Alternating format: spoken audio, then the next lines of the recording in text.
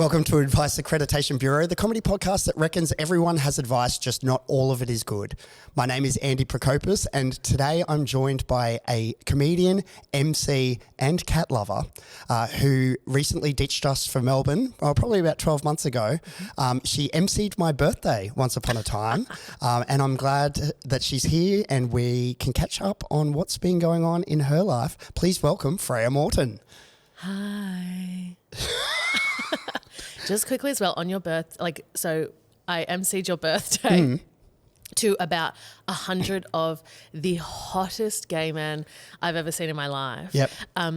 My new hour, hopefully at Sydney Fringe, is going to be called My Cat is a Gay Man. So if you could bring all those hot gays, Sure, perfect, to the cat show as well. You got your fans in your own right that night. Stop it. Stop it. Yeah, and I know that they listen to this pod, or if they don't listen to the pod, they will be dialing into this one. So, hi, Dave and Casey. The gays love me. They do. Yeah, Dave and Casey, they're the ones, because you always forget them, who met at my God, the water polo. The water polo, yeah. Don't even start me about those friggin' water polo gays. Yeah. So I will kill them. How many times did you choose them? 3. Choose them for crowd work and go, oh, how did you meet? I'm pretty sure it's been 3. So the first time we actually got the story. Yeah. And I was like, oh my God, you met at water polo. That's crazy. And did a big oh, you're hot. You're hot. And then the second time I was like, you two little couple. And they did but a lot of people do that because they're like, oh my God, she's talking to me. So I thought it was just that. And they were like, yeah, we're a couple. And I was like, how did you meet? And they're like, at water polo. And I think I started saying, oh my God, I met this other couple. And then I went, wait, are you guys and they were, yeah, that's us. And I was like, oh my God. And then the third time I think I was like, hi, are you guys a couple? And they're like, we met at water polo. And I said, shut up and get out of my front row. It's like, let other people have a go. Freya, they're your fans. And I love them. I love them. I hope that, because also, again, I'm so sorry, but all I remember is you guys are just hot. And a lot of hot people come to my shows, and I guarantee you, if you guys sat in the front row, it will happen again, because I do not remember what you guys look like. How is comedy in Melbourne going? Comedy in Melbourne would be going really well, but if I had the time. Okay. I literally moved down to Melbourne, started this new job, and it just has sucked up my whole life. The job, I'm now going part-time. Great. And so more time for comedy and stuff. So I'm really going to get back into it, because that was the whole reason I moved down to Melbourne. But I've managed to do a few little gigs, and it's been going all right. And it's been, every time I've done a gig, off the back of it, other comedians have gone, oh, amazing, come and do my gig, come and do. Yep. So I'm like, I just need to actually just do the gigs more and do that sort of stuff. Yeah. Have you written your first joke yet? Shut up. Shut up. Yes. Do you want to hear it? Yeah, please. I have a boyfriend. My boyfriend's a degenerate gambler. Jackpot. Oh, don't say that too loud. It'll set him off. What do you reckon? It's good. I'll stick to the crowd work. Yeah. No, you are one of my favourite crowd work comedians. No, okay, all right. You are my favourite crowd. Look, I asked you to be my MC, so you are my favourite crowd work comedian, and as someone who is dipping his toe into crowd work, are you? Shut up. It's awful, Freya. No, but we're getting there. Give us a no. Well, this is my crowd work. I was going to say this would help. Yeah, it absolutely does. Because you're in control. You've got to keep the conversation going. Yeah, you've got to make it funny. You got to make it funny, and it's good. It helps me then when I'm on stage to go, oh no, you do this on the podcast. You can have a conversation with someone. With a mic. Crowd work is also just the confidence that you won't let yourself fail, which is stand up anyway. Yeah, but. The confidence that you won't let yourself fail, and also just not going for the mean. Because some people I see I'll try crowd work. Okay, great, and then they're just you're ugly, and I'm like, well, that's not. Yeah. That's not what we're doing here. I tried some crowd work at Standout, and I was telling a story about how my boyfriend and I, so one morning we woke up, he went outside, he lets the cat out the back, and he discovered a dead bird. And the it was cat a bird, or your husband? No, your boyfriend. Yeah. Chris discovered a dead bird, and it wasn't like killed by the cat. It was just a dead bird, and you can tell the difference. And anyway, he went to, like, he double bagged, like garbage bag, picked up the dead bird, and instead of walking it out the front to where the garbage bins are, he stopped halfway and put it into the kitchen bin. No, Chris. No, like huge red flag if we weren't already 10 years in. And anyway, I then thought that would be a good jumping off point for some crowd work, going, does anyone think that is not the worst thing that you've ever heard? Yeah. But I think I did it in such a, like, aggressive way that everyone was scared except one guy put his hand up, and then I didn't really, there was no bargaining with me. Yeah. I had already, like, made my opinion very known. Yeah, that there was no thing. real opportunity for a debate. Yeah. So I learned from that there needs to be a bit of wiggle room. Do you also want to? I'll kick off the advice early. Oh, please. Do you want me to This is how. Like, I sort of, because I did like a few workshops of like, if you want to get into crowd work, like here's like how to sort of get into it. So like, you finished a bit, like that's done well. And you go, guys, we got some couples here. Like, yeah, you guys are a couple. Yeah, like, what's like the most annoying thing he's ever, like, what's like the grossest thing he's ever done? What's the worst thing? Go from there. They'll tell you presumably a funny story. Yeah. Or you go, what? You did that? Like, and then at any time that like you're done with that conversation, you go, let me tell you mine. Yeah, and then you jump in. Great. And then you can go into like, isn't that the grossest? Isn't that the worst thing you've ever? Mine's worse than that. Mine's worse than that. Look, like, I'm going to try that tonight. You should. Where are you performing? Funny Buggers. Oh, yeah. The gay one. The gay one, yeah. I once did that. It was so much fun. I once did that room and I got carried on the stage by like the wrestling team or something like that. It was so by the water polo team. But yeah, like, oh my God, don't start me on them. Actually, I think the water polo boys were there that night. They probably were. That was one of them. Yeah. That was such a fun gig. Yeah, it is a fun room. It is a fun room. It's a loose room. It's palms. It's palms. Anything goes. Yes, it's true. It's true. But we are here to get some advice. So each week I ask my guests to bring some advice that they swear by, some advice that presents itself as good but they think is bullshit. And then we may tackle a listener dilemma at the end. So Freya Morton. Yes. What is a piece of advice that you swear by? A piece of advice I swear by, I have brought along with me today, is a piece of advice that, I'll just give you the advice. If you think, will I need sunscreen? You need sunscreen. Not only does that apply to sunscreen, it applies with anything that you think like, will I need this? Should I be doing this? Should I blah, blah, blah? Yes. You will need it. Do it. All those sort of things. How long ago did you discover that this was a very valuable piece of advice? So I first discovered this piece of advice in 2012 on the back of a Bonds receipt. Okay. And so I'd bought something from Bonds or whatever, and they gave me the most long, ridiculous receipt you've ever seen in your life. And on the back, it was like, remember when your receipts you could get like coupons and shit? Yeah. God, I remember that. Yeah. That was before this. This had like bonds, and then in between, it was almost like a pad with like, you wouldn't know this. It's almost like a pad's bits that you dispose of. Yep. Has trivia. Yeah. And shit on I know it. This. Oh, yeah. Good for you. Yeah. You're a bleeding queen. It was kind of sort of set up like that. I think they were trying to sort of put some fun in there, which I loved. And one of it was like five bits of advice or something like that. And, one of them was like, you don't have to finish your dinner, like that sort of shit, whatever. But the one that stuck out to me was, if you think, will I need sunscreen, you need sunscreen. And because I'm so pale, yep. I always forget to put on sunscreen, and then it just goes through cycles where I'm like, sunscreen, sunscreen, sunscreen. And then especially after a sunburn, I'm like, oh my God, I got sunburn, like sunscreen, sunscreen. And then like after a few months, the sunscreen lessens and lessens. And then all of a sudden I get burnt again. I go, oh my God, why wasn't I wearing sunscreen?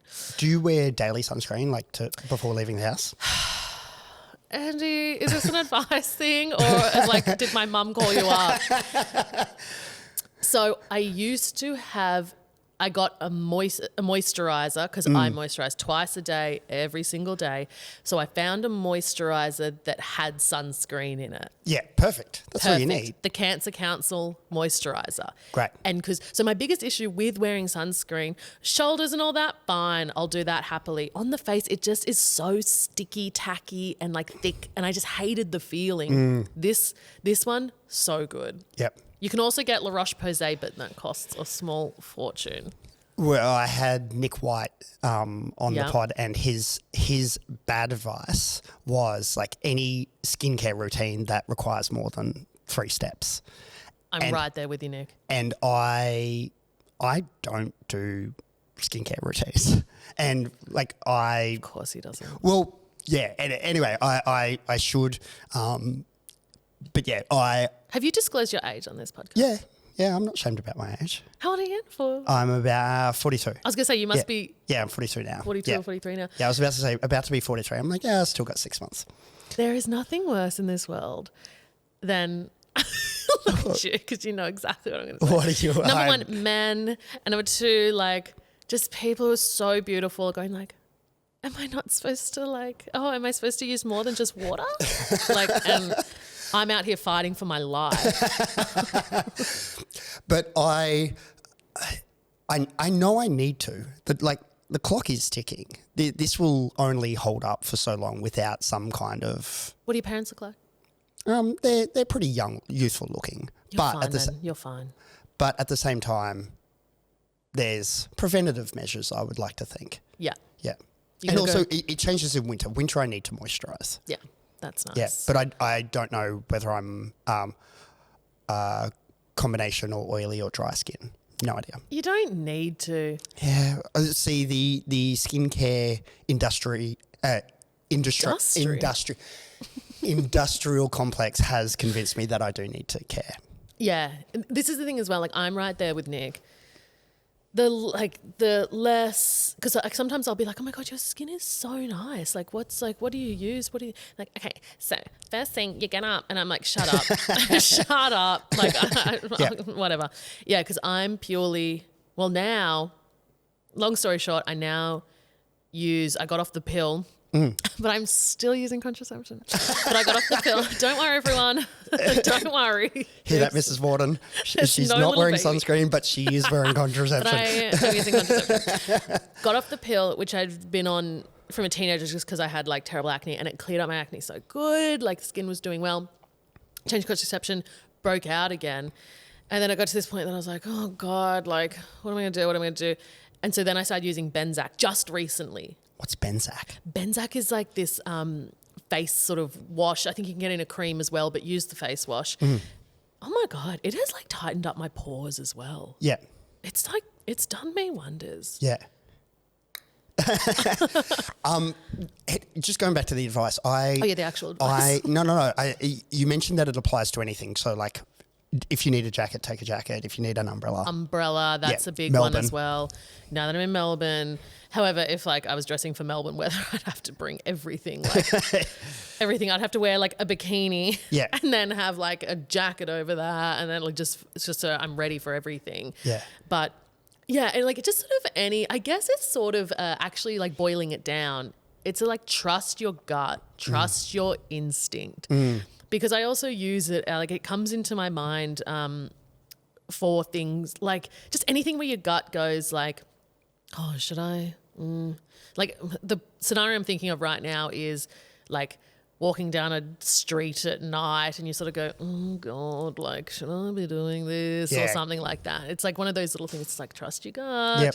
And anything that you sort of like, It's it's a bit of a spectrum of sunscreen. Do I need sunscreen? I'm going to get attacked. Yeah, should I be walking down this dark alley? Because of my mum jumping out. Did you wear sunscreen today?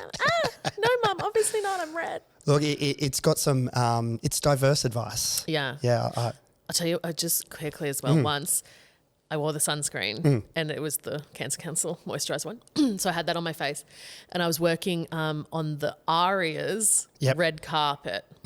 I thought that was going to be inside. Like I thought that was sort of going to be a inside thing on the way into the Arias. It was not. It was an outside thing. We were out there for hours. And when you work on these sort of things, like you cannot go, like once you're out there, you're out there. You're not going to the bathroom. You're not going to like get water if you need it. Too bad. Like you're only lucky if someone comes around and goes, here, have some water. And you go, oh my God, thank God. Like if a little runner comes around and does that, that's like, oh my God, that's the best. But like you can't leave your post and that sort of shit. And so I was doing that. And like, number one, thank God I had the sunscreen on my face. She did not have the sunscreen. I was wearing a similar sort of shirt to this. And like, you should have seen like my skin roasted. I'm surprised the runner didn't have sunscreen with like the waters. No, they don't give a shit. They don't give a shit. Because like not everyone's as pale as me. Sure, and I guess Arias, most people are kind of a little bit done up, makeup. They're all done up, but like they're all just caring about. And like I spent the whole time going like in between, going like, "Where's Missy Higgins?" I was like, I was like going like, "Oh my God!" Like I can just feel. And so I found a point. So my job on the red carpet was I was right at the front of like where they were entering, and we had comms on, and we had like a interview sort of set up a bit halfway down. And so I would be like, I've got eyes on Troye Sivan. I've got eyes on Troye Sivan. He's here. And then like the people would be like, okay, cool, send him down. Or they'd be like, bring him here immediately. Like that sort of stuff. Yeah. And which number one was hard in itself because I like music, not great with like music and musicians and stuff. And so I had this list of names and I was like, who the fuck is that? And so then I developed this fun little like, you could tell who the artist, like I could tell who an artist was and I could tell who like their person was. Yep. And so I started going, like I'd have my clipboard and I'd start going to the normal person. I'd be like, who have we got here? Like pretending like I'm not actually, like I'm like, who are you here with? Like who? And they'd go, oh, it's this person. Yeah. And like, so then I'd go, oh, fantastic. And then I'd be like, we have the Wiggles here, like blah, blah, blah. Because they're so hard to spot. And so I'd be like, but sometimes they would like come up and they'd be like, I've got this person, and they wouldn't be on the list. Like they were like, they didn't want to interview them. Yeah. And so I'd be like, thank you. See, I wouldn't know the names of the new Wiggles. I know the new Wiggles. You know the new Wiggles? We got Lucia. Okay. Who is Anthony's daughter. Okay. Nepo baby. Oh, the whole Wiggles, that whole set, besides Sahai, who is the yellow Wiggle. She's fantastic. They're all Nepo, like they're all Nepo Wiggles. Isn't there Justice Crew dude? He's not Nepo baby. Yeah, no. But like he got on because he's hot. Okay. Well, he is hot. He's hot. Yeah.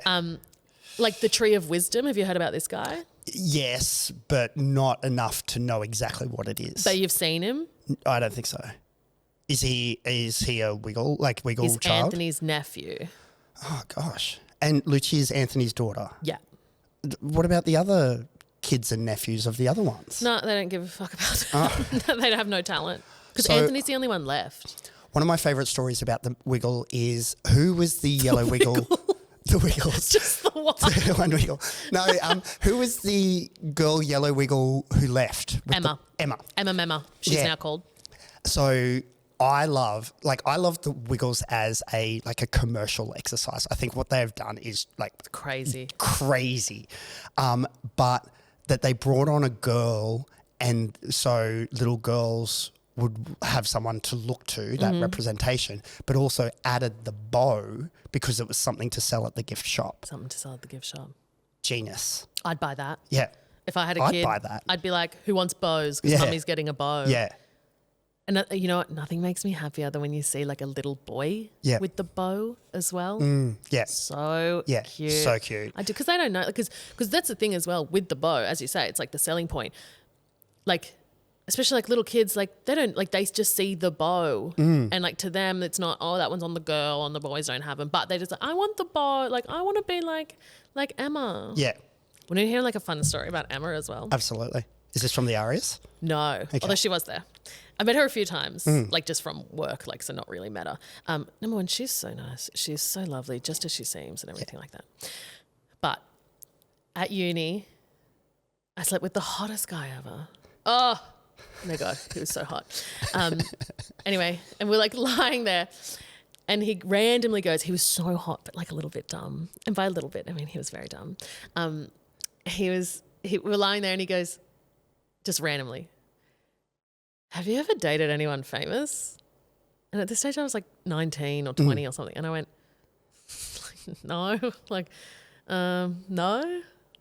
Have you? And he's like, yeah, when I was in high school, I dated like, who's now like the yellow wiggle. And I was like, oh yeah? Oh, that's kind of cool. And he was like, yeah, she did ballet. And I was like, that's so cool. So I have questions. Yeah. What's your first one? At what point of undress for you that he was flexing We're past. a wiggle? We'd like afterwards. But like, were you like naked in a bed? Yeah.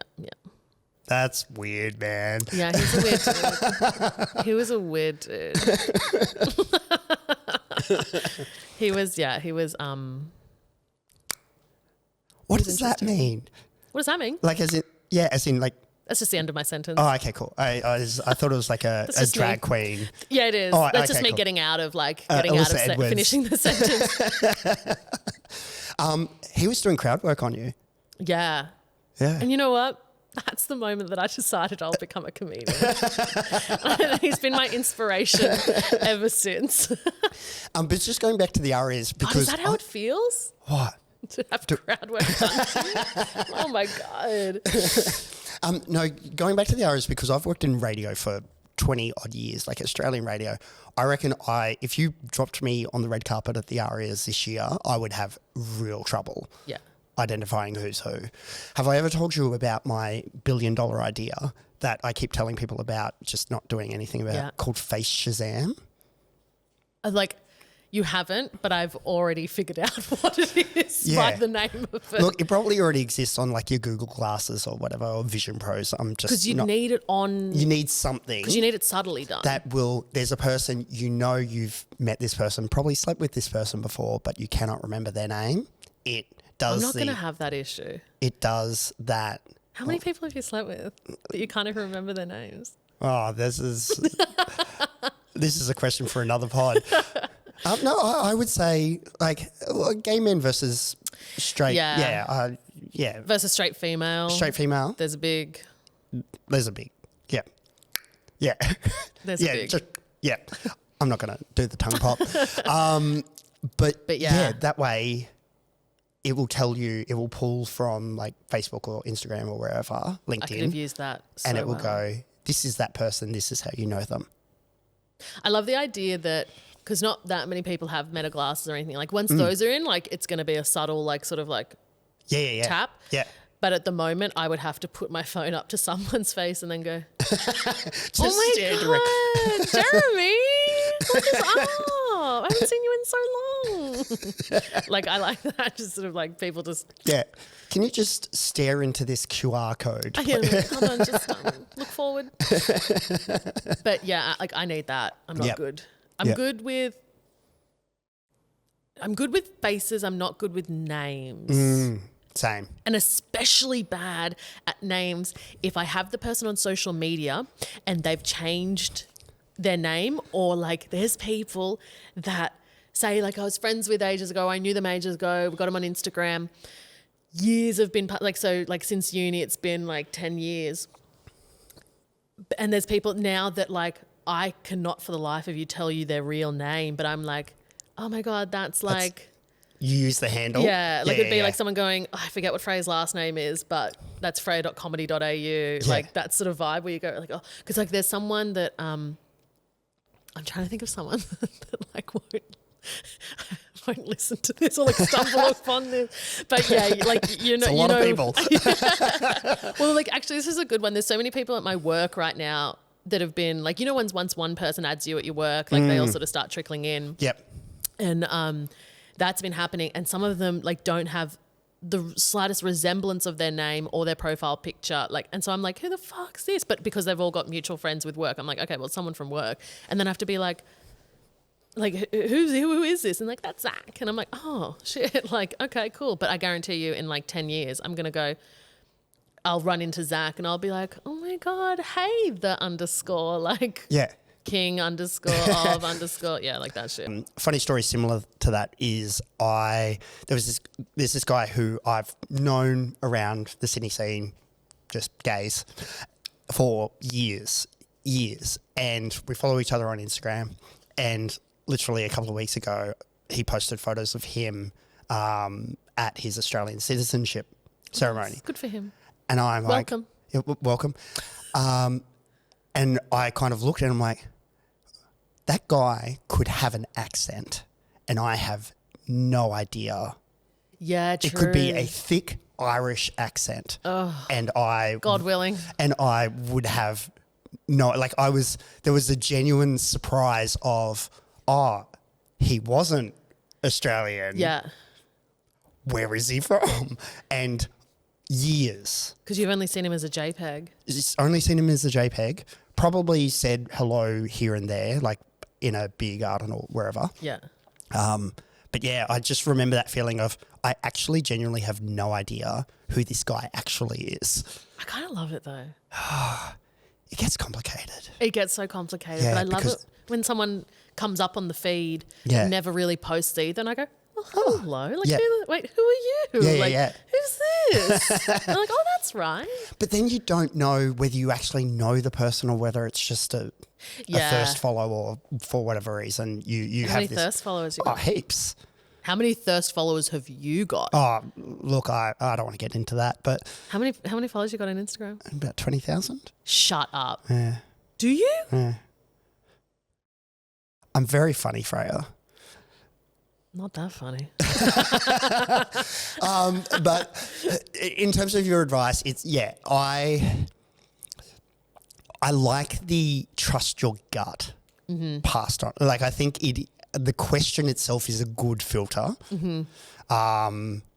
It's a nice stepping stone. It's a nice stepping stone. Yeah. Yeah. Because trust your gut, like that whenever, people always trust your gut. And I'm like, yeah, trust my gut, like whatever. It's like, not woo-woo, but it's getting into that sort of like, the universe, like, it's telling me something. Oh. Yeah. Like, but I don't know why, like the sunscreen one, like that's a little stepping stone. I go, yeah, that makes complete sense. And so I get into that and then it gets a little next step where I go, God, well, I need a jacket. And I go, oh, it's like the sunscreen thing. I better bring a jacket. Thank God I brought the jacket. And then it just keeps stepping stone until it became like a trust your gut. Because the amount of times I've just left the house and it could be so overcast and I just have this like arrogant Sydney mindset of, I can get away with T-shirt and shorts and no umbrella. Do you ever check the weather app? Never. I'm like this too. Unless it is physically raining outside, I'm like, well, I'm warm. So the whole day will be warm. Pretty much every morning I will ask Chris what the weather is going to be. I do that too. Yeah, I don't know what that is. That codependence? I don't know, but I don't know. And then because I'll be like, especially if I'm going out and I say I'm on the phone with someone and we're going to meet up somewhere, and I'll go like, oh, okay, blah, blah, and they go, oh, but it looks like it's going to rain or something. And I go, what? Yeah. It's not raining. And they go, no, but like the weather app said it was going to, and I'll be like, what? Like in my mind, it's crazy. But also, why wouldn't we check the weather? It's literally going to tell us what's going to happen. Totally. But I never do. And then, and like same thing, I'll be like, no, God, I hope it doesn't rain today. And it doesn't look like it. Like it says it's not going to. And I'm like, yeah. Okay. No, instead I'll check Instagram for the 14th time in the last 5 minutes. Yeah, that's so weird. I do that too. And people go, and I get so offended when people go, why don't you just check the weather? And I go, shut up. Yeah. Like, what are you talking about? Check the weather. But no, I'm going to approve this advice. Yes. You're such a gold star student. I forgot that was part of it. Yeah. That you got to approve. Yeah, it's the bureau. It's the accreditation bureau. Oh, I've just remembered what my bad advice is, and I feel like that's not going to slide. Which is a beautiful segue to get to the piece of advice that presents itself as good, but you think is bullshit. The early bird catches the worm, or anything along like the sort of like you got to get up early, you got to seize the day, you got to like get up with the sunrise. Shut up. Mm-hmm. I get it. I get that some people think that some idiots think that that's like a good idea and good advice, and they'll all be like, oh my God, I just get so much done early. I just feel like I have so much more time, and that no, because you've got the same amount of time. Shut up. And I like it. So I'm not a morning person. Cool. Thanks for. In case Somehow you didn't realize. I gathered that through the cryptic clues. Oh my God. Okay, Agatha Christie. I can feel you like being held back by the scruff of your neck. No. Keep going. Keep digging. No, because now, I was like that was said in like a little like bitchy way. So I'm not a morning person, never have been, never will be. But so whenever I have anything that like, it's always been like this, anything that I've had to get up relatively early for, because now like my version of early has changed, that now if it's like anything before like 10 a.m., I'm like, you're fucking kidding me. Like, what are you talking? Oh my God. But you know, back in the day, like say if you had something that was like, oh, we got to get up at 6 o'clock. Oh my God. I had a job at Aldi at uni where you'd start at 6 o'clock. So I'd have to get up at like, well, I got up at like 5:30 and just literally close on and out the door. But it would ruin my day the day before. It would ruin the whole day the day before, if not maybe even the day before that, just thinking about the fact that I'd have to get up early for like the next day. And it's now gotten to the point like that I'm old enough that I'm like, you know what? I'm just not that person. I'm not even going to try. Because there's definitely been like parts where I've gone through my life going like, no, I've, set my alarm. I'm going to get up at 6 a.m. and like work out before work. And like I've tried and like I just hate myself and I'm sad the whole time. So now I've gotten to a point where I go, like, why not lean into who I actually am? And it's just worked out so much better for me. My ideal hours are 10 a.m. to 2 a.m. Okay. And so I found that when I went freelance from my, for the first time ever, like no full-time job, went freelance. And as everyone warned me, and it did happen, and it's a warning to anyone else who wants to go freelance, well, in the TV industry, I'm not sure about other industries. They were like, prepare to not have work for 6 months. Yep. Or like not anything like stable for 6 months. And they were so right. Pick up little jobs here and there, which would sort of tie me over. My income was like Sundays. I had a job on Sundays, done. That covered rent. And that's sort of why I made the leap. Yep. Because I was like, at least rent is covered and I'll have to penny pinch the rest of it. Yep. The cat still kept his expensive food. He did not move on to Aldi food. Yep. He refused to eat that. Mummy had to get Aldi food. Peppy still got his fucking Friskies. But so if there was like about a 6 month period where nothing was forcing me to get up, nothing was and I just fell into this like perfect routine. And, you sort of get that guilt of like, oh, I should get up before 9, so I'm not wasting my day. But I just fell into this perfect routine where it became clear that 10 a.m. to 2 a.m. were like the perfect hours. And so now I've just been like doing everything I can to keep those hours. So this guy got up at 4 a.m. So sometimes I haven't even gone to sleep. While you may think that I might be defensive of this, yes, I wake up at 4:45 every morning. What purpose? Whether I go to bed at midnight or not, I will wake up at 4:45. Don't you put your little finger up at me. No, I needed to cough. No, I will wake up at 4:45. Then sometimes, I'll go back to sleep. So if I don't have to get up... God, you're like my grandmother. Yeah. My grandmother will get up at 4, put a load of washing on, go back to sleep. Yeah, great. When she wakes up, she's like, great, washing's done, I'll go put it out. Yeah. So but that works for me. Yeah. And so whilst I personally believe the early bird gets the worm, Yeah. I think that some people are morning people, some people are night people. I hate gigging because Full stop. Full stop. No, I enjoy gigging. I hate the hours of gigging. Yeah. I want to be in bed at 8:30 p.m. at the latest. Yeah, it's my least favourite thing about you. Reading my Kindle, ready for sleep, because that means probably about 9:30 I'll get 7-something hours of sleep and I'll be great. So to wake up at 4:45, what time should you go to sleep? 8:45? So I need to be asleep before 9:45 if I want 7+ hours of sleep. Yeah. I very rarely get it. How much do you sleep in a night? Not enough. It's something that I am shifting a great deal of focus on at the moment. Have you thought about just setting that alarm a bit later? No, so because That's just a straight up no. No, because the thing about the gym, and I enjoy going to the 5:15 class of the gym, Okay.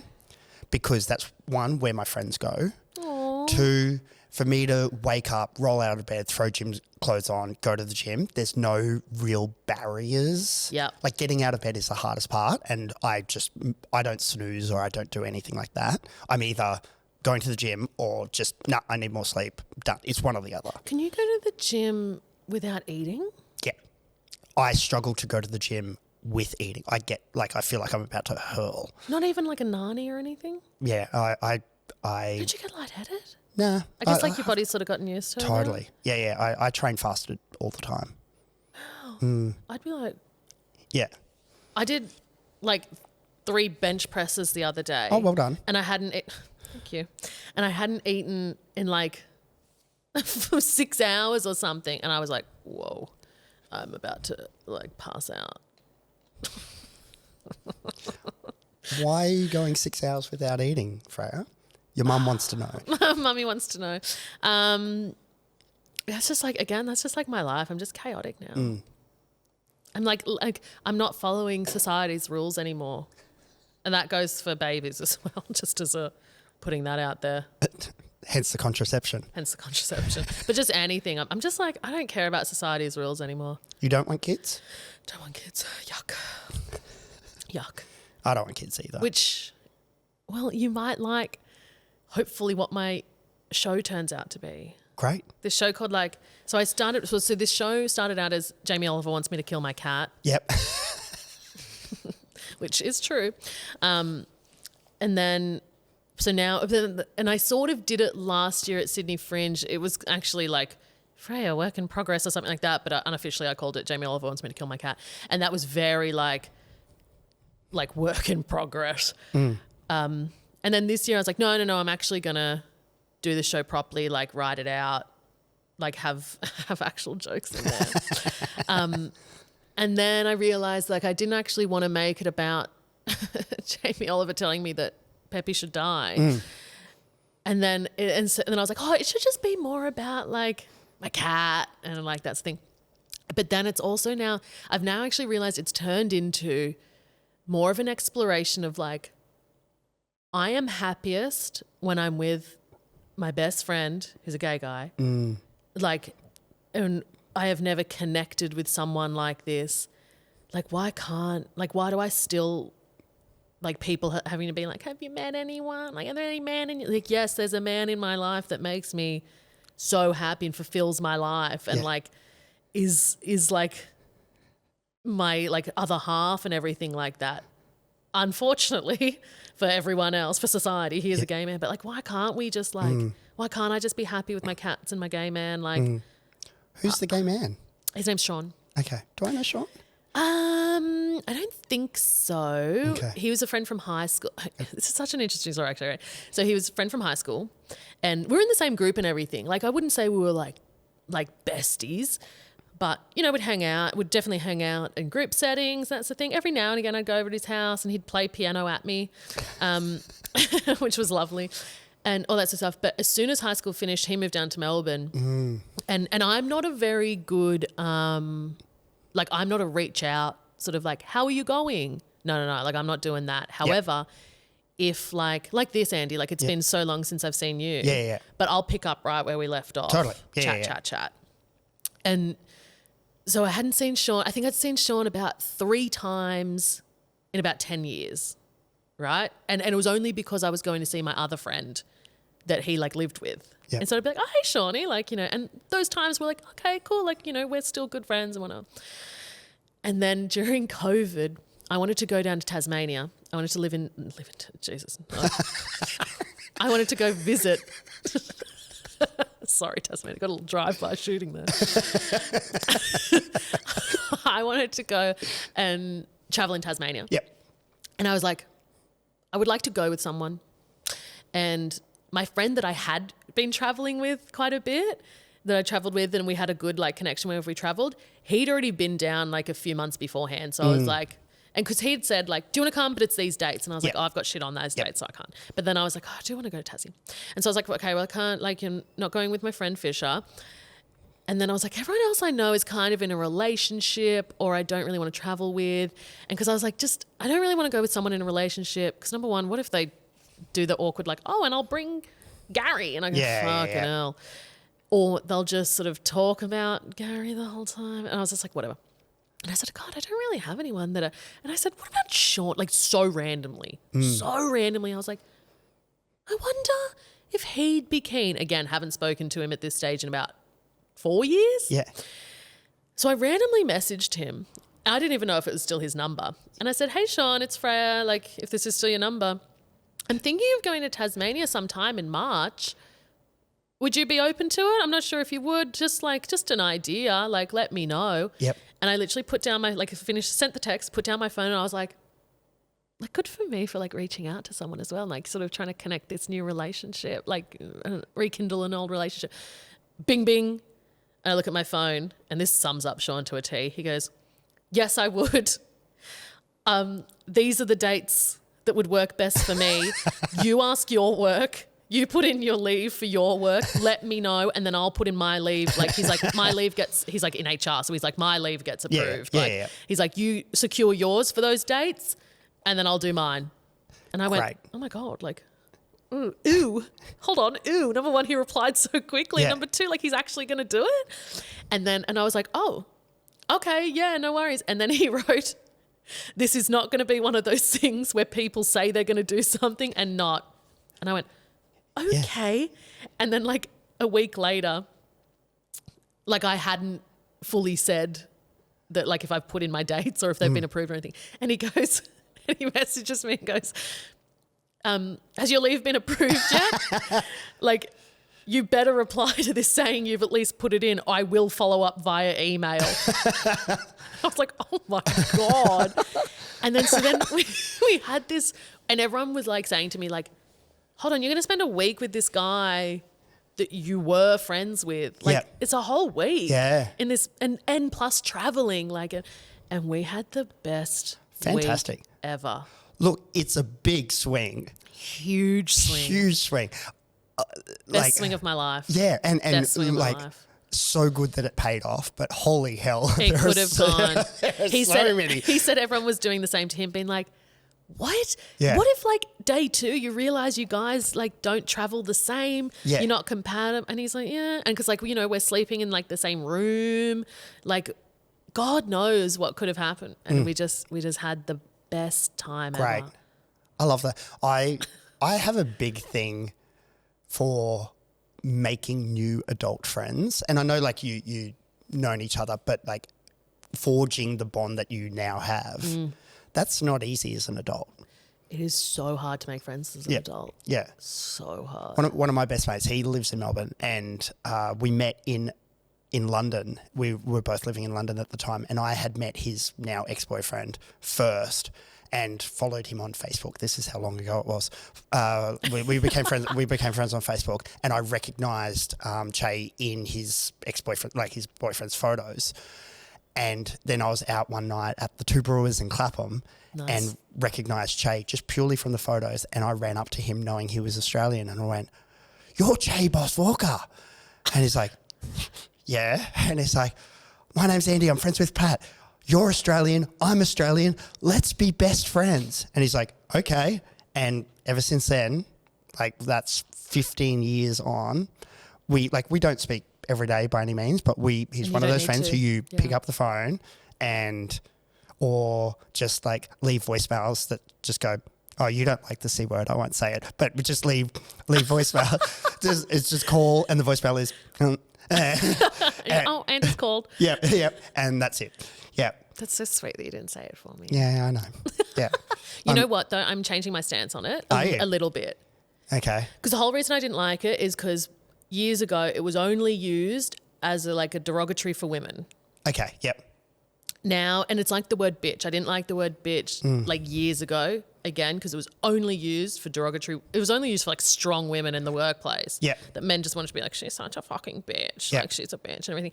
But then I feel like the gay community took it over and with a bit of like, bitch. Yeah. So now I'm on the bitch and train. serving and love it. etc. Yeah, exactly. So now, like, I feel like the same with the C word. Yeah, got it. I feel like the same, like it's sort of coming around again.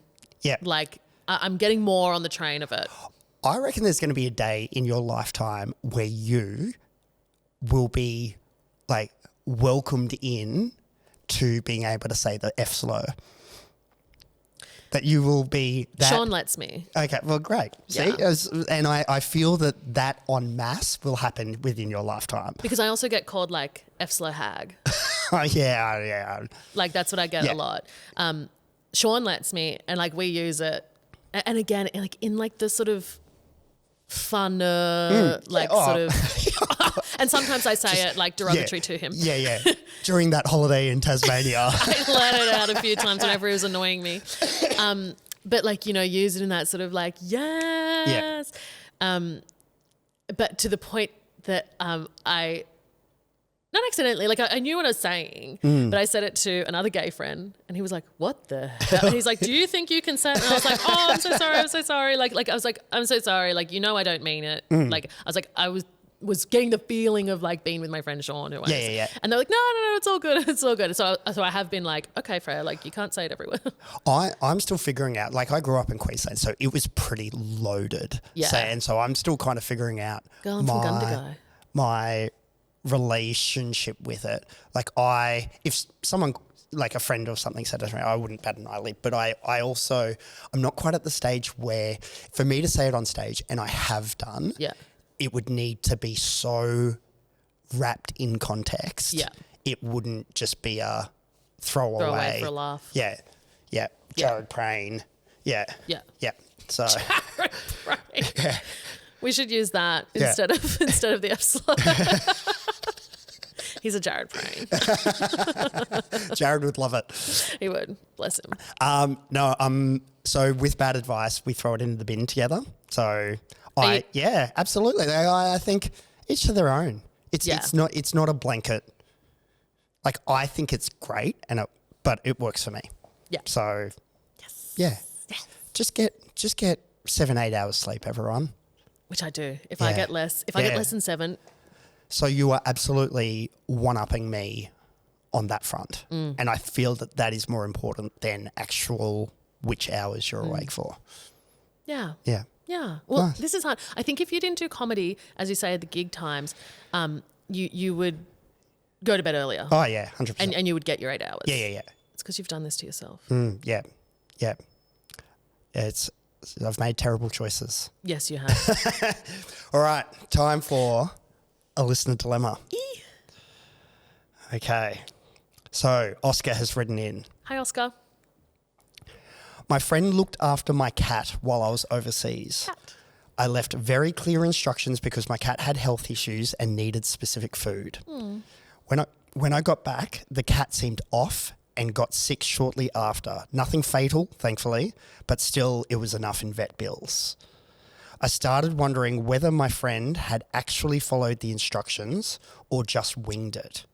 I don't want to accuse them without proof, but also I can't shake the feeling that they were careless with something so important. Do I confront them, let it go, or accept that I may never know what happened? The first thing They 100% didn't follow the instructions. They 100% didn't.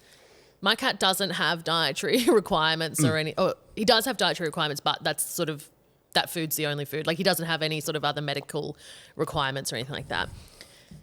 Even without all that stuff, when someone's looking after him, I'm like, they're not doing it right. They're not doing it right. They don't care. Where is he now? Who's looking after Pepe right now? My boyfriend. Okay, yep, fine. My boyfriend. Yep. Which Pepe is not the biggest fan of him. We're happy because Pepe has an impeccable gator. Pepe's gay and he has impeccable gator. He does not like straight men. Usually. He tolerates Kyle. He doesn't hide. Usually when there's a straight man, Pepe's gone. He's hidden. He's hidden until that freak is out of there, he says. He doesn't mind Kyle. He can be around him. He can walk around, all that. So that I'm like, okay, well, he tolerates him. Yep. But he would prefer if Kyle was not there. He said, but you know what? He says, I'm happy that there's someone here to give me food. Yep. Is essentially what it comes down to. Yep. Kyle, well, he's looked after him the last few times I've sort of been away and whatnot. All good. When I come back, I'm like, you know what? No vet bills. No vet bills. Litter's good. Because that's a big one as well. I'm like, I know litter's gross and everything, like especially for non-cat people. Sure. Litter can be gross, like, you know, a bit like, that's my baby's little toilet. Like, he doesn't want to sit in there with your little gross wee pellets as well. Like, yeah. He wants nice things. And so that's like sort of a big one that I'm like, when I come back and I go, okay, yeah, like the litter looks good. Because sometimes I've come back and I like years ago and I'll be like, did you even like clean it out? Like once? Like I've been away for like 2 weeks. Like what the hell? That sort of vibe. I feel like you can tell from a person if they're going to follow your instructions or not. Yeah, oh, definitely. And judging by that, they know they didn't. Like they know they weren't going to. They know they didn't. Has Pepe ever gone into a cat hotel or anything like that? Yes. Yeah. And I was stressed. Yeah. Pepe was stressed. I was stressed. When I came and picked him up, I bought him the luxury one. Because this is the other thing, catteries. Have you seen like catteries? Yeah. Some of them are literal Yeah. boxes and I am sick at the thought of that. Yeah. When I moved from Sydney to Melbourne, I was like, number one, he's pretty good in the car. He's stressed in the car, but he doesn't make a noise. Did you drug him? He sits there. Yes, this time I've taken a few trips where I haven't. This time I got him the drugs. We drove from Sydney to Griffith and stayed with my sister for a week and then down to Melbourne. For that week, he was in a cattery in Griffith. Okay. And I picked that as well because they like big catteries. And I bought him the deluxe, which had a little outside area too that he could like exit his little house and there'd be a little outside area. Such a gay man. Such a gay man. He loved it. He didn't actually. Well, I'm not too sure. But when I got him back, his little carrier, he hates change. His little carrier, like when they handed back, I was like, have you pissed in here? Like, or he was just stressed and everything like that. So that like upset me as well. Oh my God, when I took him in, I took his favorite toys with it, like just like 2 of his favorite toys. One of them being my old Cabbage Patch doll. That's now his like favorite toy. Yep. And so he had his little Cabbage Patch doll with him in his little time. But yeah, catteries stress me out. Yep. I know they're good, like they're people who enjoy it and everything. Dogs, I'd be like, chuck them in the kennel. Different, like clearly different animal, but different just vibe. Yeah. They can all play together. Yeah. They can all run around. I'm like, cats do not play well together. Because my sisters put her cat in a cattery where when they came to collect her, they like took her out of like a small area with another cat in there. And they said, what do you... Make friends. What? Like what? And they're like, oh, because like one of the others, like we had to move her. And they said, in what world? And like she had vomit down her, like, and they were just like, what? Like it's just so stressful. Yeah. So I'll always prefer, once I've hired someone to come, and she was really good, and I knew she was going to be good because she gave me a bit of paper. There was one bit of paper for like house sitting and it had all these prompts. Because you know when like you don't realize sort of what you don't know, like or what you don't think about in your own house. It had all these prompts. Like, is there anything specific about the oven, like, you know, just like little things like that. Yeah. And then there was one for your animal as Yeah. well. And it was like, what's a weird thing that he likes that I can do to make him feel? And I was like, oh my God, if you could spin him around on the office chair, that would be amazing. Yeah. He loves that. But yeah, like the fact that this person's like, my cat's sick, and like, I think Yep. 100% that person did not follow your rules. So what do you do? This is the thing. Let it go. Never get them to do it again. Don't bring it up. What's done is done. But we'll look back on it retrospectively. I think it's like you'll never know. You do know. They didn't do it. Because also if you confronted them, they're just going to go, no, I did. I did. Because also I reckon in their head they did follow the rules. Yeah. And just never get them to cat sit again. One of the things, because I once got my like friend to look after, and I was just like, I was on holiday for 2 weeks, and every now and again I'd be on holiday, and every now and again I'd think about, and I'd go, oh God, like I gotta wonder if they even like came round today, like that sort of thing. It is not worth the stress. Hire someone. You can get it like so cheap these days, someone to house sit. Sometimes you can even get it for free. Where it's just like, yeah, I'll give you, check them out first, give them a bit of a vibe first. I had the girl come over to my house, and like while I was chatting, and you know, and then like straight away I was like, this girl's a vibe. Yeah. I can trust her in my house and everything like that. Just hire someone, and you'll be so at peace. So my mum, she lives in Queensland. Since my brother had kids, he's in Sydney. She comes down to Sydney much more, and she has a house, like she's on a house sitting website. Yeah. And she will look after cats and small dogs. Like she's only little. And she is so popular. Yeah. And she will, because it's one thing to feed and like clean litter, but it's the company and the presence as well, which I think, like, I don't necessarily, it's a far drawn conclusion. It's like, it's necessarily that they did cheaper food or whatever. Yeah. I actually think there's a possibility that the cat was stressed that their owners weren't home. Yeah.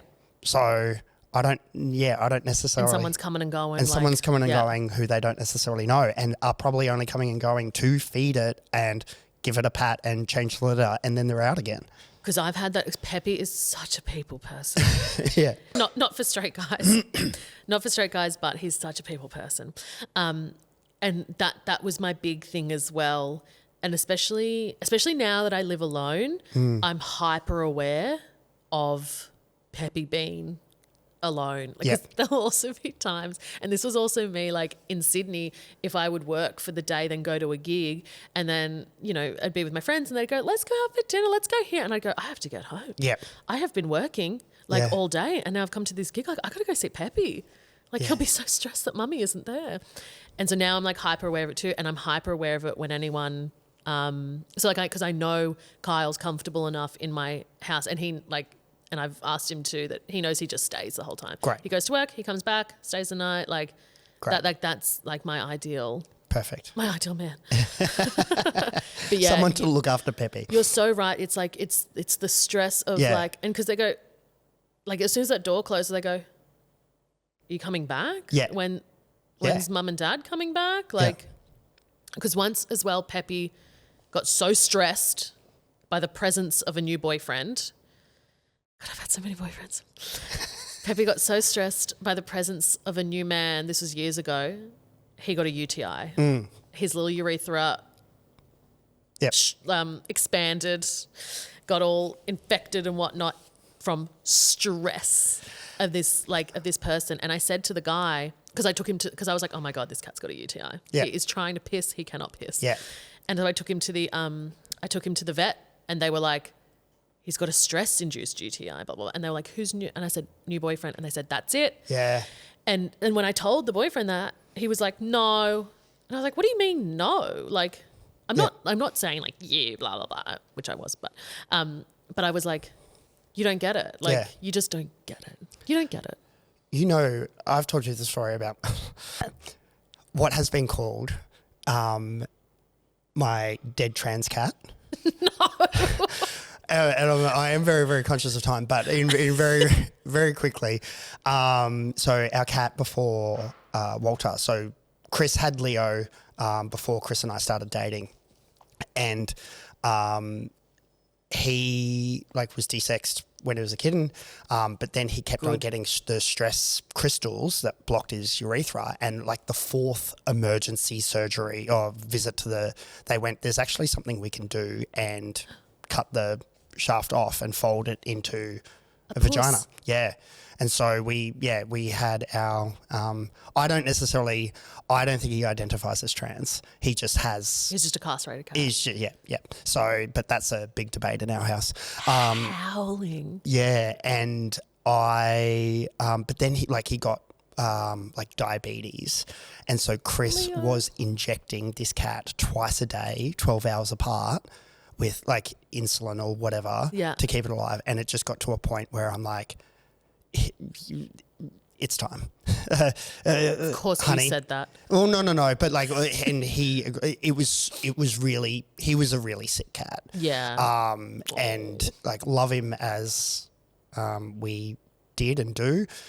It was just, it wasn't a quality of life for him. You know when it's time. Yeah, it was definitely time. He was just getting sick, and vomiting his food and all of that stuff. And it was just heartbreaking and stressful. And both of us were shells trying to keep this cat alive. And we're like, what is this quality of life? Who's going to be home at the time? Chris didn't leave that house for months. Yeah. So, and by which he went to work and stuff, but he'd have to be there. He'd have to be home at that time too. Yeah. We didn't holiday. We didn't leave him with friends. We didn't. Yeah. You'd be like, shall we go and watch this show? Shall we go watch this movie? It's like, no, we have to inject the cat. Yeah.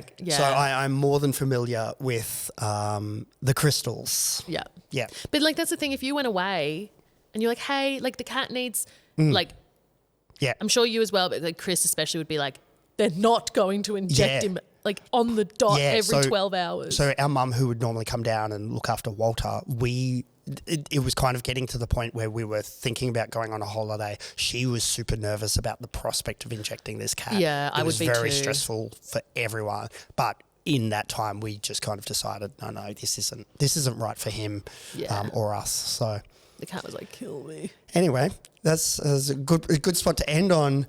Pet euthanasia. Oh, what a laugh.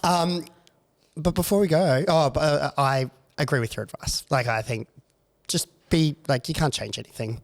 Can't change it. No. There's no point ruin a relationship, but just don't forget. Don't ever put them in there. Before we go, are you plugging anything at the moment? Look, even though I have not signed up for the Sydney Fringe Festival, I'm going to plug it because I swear I'm going to sign up for it. Great. When I get home. We'll hold you to it. And also because I want the people who listen to this podcast, who listen to Andy. The f-slurs that listen to this podcast. I want you guys to come. So the show will be called, my friend Sean wanted me to call it My Cat is a Big Mo, but I'm going to call it My Cat is a Gay Man. Yeah, great. And if you like cats or you're a gay man or both, please come. And if you come, or either. Or neither. I don't want any straights there. I don't want any straight men. But that. And then you know what? I'm also going to plug something that is not out, may never get made, but just in case I get my shit together, I want to start a podcast, and I've done one trial run. We'll see how it goes. A game show style podcast. It hasn't got a name yet, but keep an eye out for it. Great. And maybe Andy will come on it. Oh, I would love to. I love games and puzzles. Yes. So please, I would love that. Well, Freya Morton, thanks for coming by in our Melbourne Blacks. In our Melbourne Blacks. We're Melbourne girls now. Enjoy your time in Sydney. Thank you so much.